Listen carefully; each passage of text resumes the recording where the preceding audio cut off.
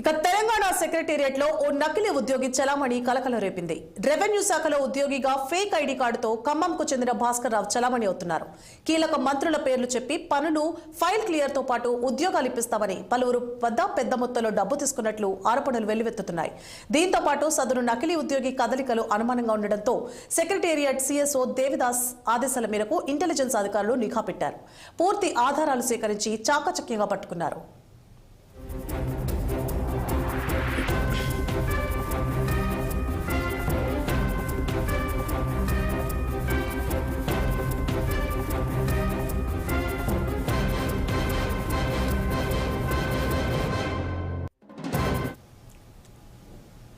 Minority department section officer Prashanth driver Ravi Bhaskar రావుకు fake ID card తయారు చేసినట్లు గుర్తించారు ఎస్పీ ఆఫ్ ఇంటెలిజెన్స్ అధికారులు. ఇక భాస్కర్ రావు డ్రైవర్ రవిని ఇంటెలిజెన్స్ ఫిర్యాదుతో అదుపులోకి తీసుకుని విచారిస్తున్నారు. ఇక అప్పటి వరకు వారు ఏమి అక్రమాలు చేశారనే దానిపై ప్రశ్నిస్తున్నారు. ఎవరినైనా ఫేక్ ఐడి చూపి ఆర్థికంగా మోసం చేశారా? సెక్రటేరియట్ లో ఇంకా ఎవరి ప్రమేయమైనా ఉందా? వీరికి ఎవరు సహకరించారు? వీరి బాధితులు ఎవరైనా ఉన్నారా అనే కోణంలో విచారణ చేపట్టారు పోలీసులు.